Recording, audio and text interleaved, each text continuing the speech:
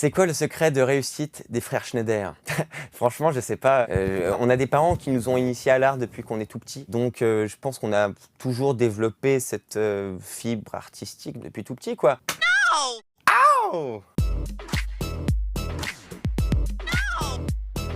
Très bonne raison de venir te voir au théâtre pour la prochaine fois que tu mordras la poussière. Déjà pour le texte, parce que c'est un texte hyper important pour les jeunes, mais aussi pour nos parents. Ça traite de plein de sujets tabous, comme la dépression, le coming out, la relation père-fils. Pour l'expérience du théâtre, puis je pense aussi pour l'adaptation, si vous avez aimé le livre, de la voir en pièce, ça offre quelque chose de différent. Elle parle de quoi, cette pièce de théâtre? Raconte-nous. C'est l'histoire d'un fils qui est dans une salle d'attente d'urgence parce que son père va mourir. Et il comprend pas pourquoi il n'est pas touché par la mort de son père. Et donc, pour comprendre pourquoi il n'est pas touché, il va remonter à l'enfance et il va s'adresser à son père. Il va ouvrir le dialogue entre eux. Donc ça raconte un fils, tout ce qu'il a à dire à son père, et un père, tout ce qu'il a à dire à son fils. Tu as été élu révélation masculine de l'année au Molière 2025. Il représente quoi pour toi ce trophée? C'est un message qui veut dire bienvenue, on t'accueille dans le milieu du théâtre. J'avais peur en faisant du cinéma de ne pas avoir accès au théâtre. Donc j'étais trop content de faire cette pièce. Pour moi, voilà, ce prix, ça veut dire welcome. Il paraît que sur 62 représentations, ton père est venu te voir 48 fois. C'est trop ou pas assez? Bah, c'était juste assez, en fait. J'étais content que mon père soit là tous les soirs, c'est devenu une habitude. Il y a même une fois où il a sauvé une représentation parce qu'on avait commencé la pièce et il n'y avait pas un élément de décor qui est très important, c'est la chaise. Je m'assois sur cette chaise à peu près la moitié du temps et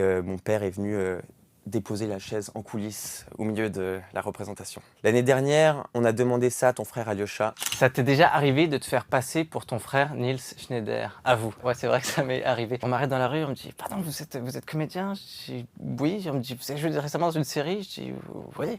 Ah, je peux prendre une photo avec vous? Je dis ouais, bon, d'accord. Et là, à ce moment-là, je suis trop loin dans le truc. Parce que quand il me dit est-ce que vous allez retravailler avec Xavier Dolan un jour? Je me dis merde, en fait, il s'est trompé. Et j'ose plus leur avouer. Donc je vais jusqu'au bout, mais je signe Nils Schneider.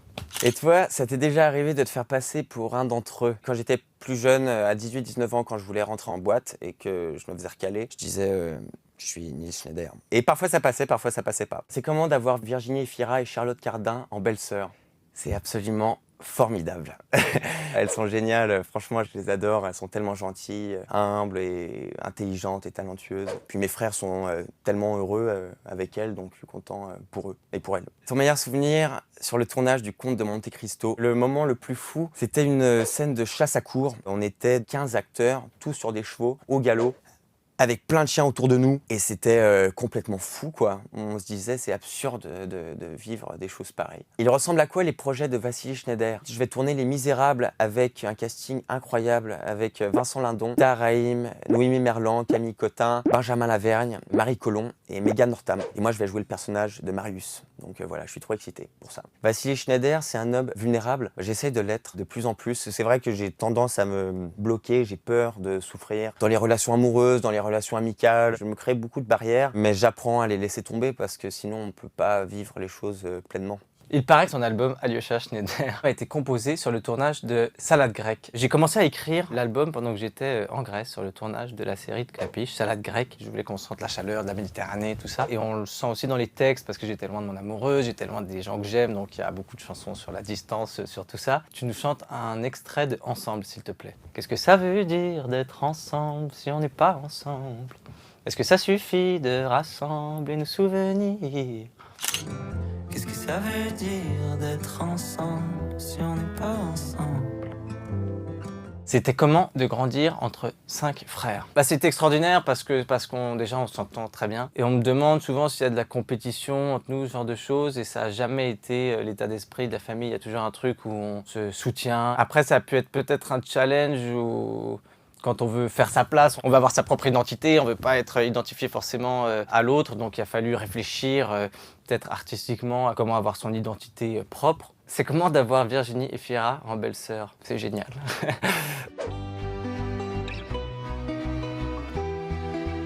Ta chanson préférée de Charlotte Cardin? Bah là, Charlotte a sorti un EP vendredi dernier avec 3 chansons, dont une qui est extraordinaire et qui, je crois, est ma chanson préférée de Charlotte Cardin. La chanson s'appelle I Came Here to Leave You. Ouais, I Came Here to Leave You. On est encore ensemble. Il paraît que tu joues souvent aux échecs en ligne. D'où vient cette addiction? C'est vrai que je joue beaucoup aux échecs. Ça devient une une maladie. Non, c'est vraiment trop. Il y a eu des journées comme ça où je passais 6-8 heures alors qu'en fait, j'avais des trucs à faire. Donc régulièrement, un peu comme Instagram, je supprime l'application. L'acteur, actrice avec qui tu rêverais de jouer? J'aimerais beaucoup jouer avec Kate Blanchett. J'aimerais beaucoup jouer avec Adam Driver. J'aimerais beaucoup jouer avec... Bon, faut que je revienne en France aussi un peu. Enfin, tiens, j'ai joué avec Virginie Efira, qui est une actrice extraordinaire. Et c'est pas parce que je l'ai comme belle-sœur que ça rend la chose, moi, extraordinaire de partager l'écran avec elle. Tu le sens comment, ton Olympia du 5 décembre prochain? Bah, ça me paraît incroyable juste de dire la question. J'ai hâte, je kiffe vraiment sur scène. Et puis j'ai eu un petit avant-goût. Je suis allé chanter au rappel avec Charlotte quand Charlotte a fait l'Olympia. Mais là, j'ai hâte que ce soit mon concert. Alyosha, dans la vraie vie, c'est un lover comme dans ses chansons? Ouais, je suis plutôt lover. Pas que tard, hein, mais lover, quoi. C'est pas la même chose. En quelques secondes, pouvez-vous nous pitcher Coup de chance? Alors, coup de chance, on suit la trajectoire de Fanny, une jeune femme qui vit dans une sorte de prison dorée avec Jean, son mari, et qui va retrouver Alain, un ancien camarade de classe, et sa vie va commencer à basculer. Fanny? Fanny Moreau?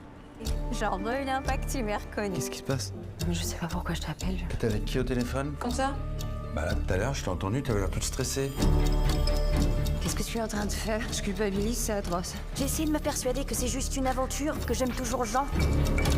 La dernière fois que vous vous êtes dit, ça, c'est un coup de chance. Quand j'ai reçu la proposition. Ouais, de Woody pareil. Allen. Parce qu'en plus, c'était pas évident, ni pour les uns ni pour les autres, de se retrouver un jour dans un film de Woody Allen. Ouais. On est tous fans, on a tous vu ses films Ouais. avant. Et que ça nous arrive à nous, acteurs français, c'était vraiment un coup de chance. Ouais. quoi. Votre film préféré de Woody Allen? Woody et les robots. Marié femme, Marié Husband and Wife, femme. j'adore. Harry dans Ouais. tous ses états. Annie Hall, c'est quand même génial. Une autre femme avec Gina Roland, c'est génial. Matchpoint. L'homme irrationnel, je sais pas si vous l'avez vu.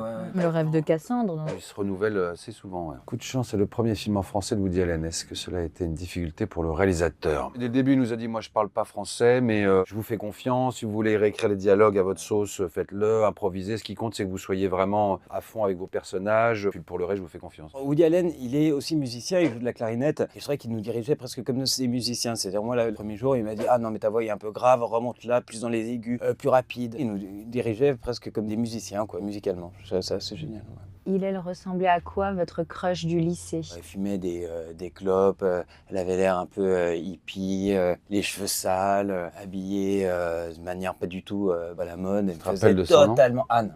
Anne, ouais.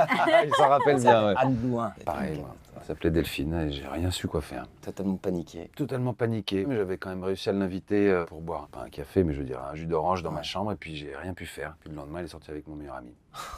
C'est quoi le secret pour entretenir son couple? De bien arroser, de lui parler tous les jours en lui disant qu'elle est belle. Non, moi je trouve parler, il faut parler, quoi. C'est toujours la merde quand on garde les choses pour soi, quoi. Quand on est orgueilleux, on se dit, ah non, mais je vais pas montrer que, C'est vrai, c'est vrai. que ça va pas. Parce Moi, qu'un je jour ou trouve l'autre, ça qu'il faut- ressort et ça se Et termine puis en comme embrouille. dirait Woody, il n'y a pas de secret ou de choses Ouais. à faire, soit c'est naturel, soit ça l'est Ouais. pas. Ah, et de dire, oui, mon amour. Ça marche bien. Tu as raison, c'est ma faute. Coup de chance, c'est le 50e et peut-être le dernier film de Woody Allen qui a dit « Le cinéma n'est plus glamour ». Vous comprenez ce point C'est de vue? Woody qui l'a dit Ah oui, dans c'est une interview Woody. en disant que le cinéma c'était avant un art que tu allais voir en salle avec des gens sur un grand écran et qu'aujourd'hui tout le monde se voit ses films sur son Ouais, petit ouais, ordinateur chez soi. Il disait que dans sa jeunesse, quand Fellini sortait un film, et bah, tout le monde se ruait. Il y avait la queue pour voir un Truffaut ou un Fellini. C'est vrai qu'aujourd'hui il y a un peu un truc de consommation à grande échelle qui est Il y a différent. d'autres choses. Faut pas être Mais après, il dit que c'est son nostalgique, hein, 50e film, mais c'est peut-être pas le dernier. On l'a vu reprendre un peu du poil de la bête pendant C'est le vrai. tournage et il en a encore sous C'est le vrai, ça. pied. Belle calligraphie. C'est très égyptien. Il y a un tag. Lui, carrément, on est à l'hôpital.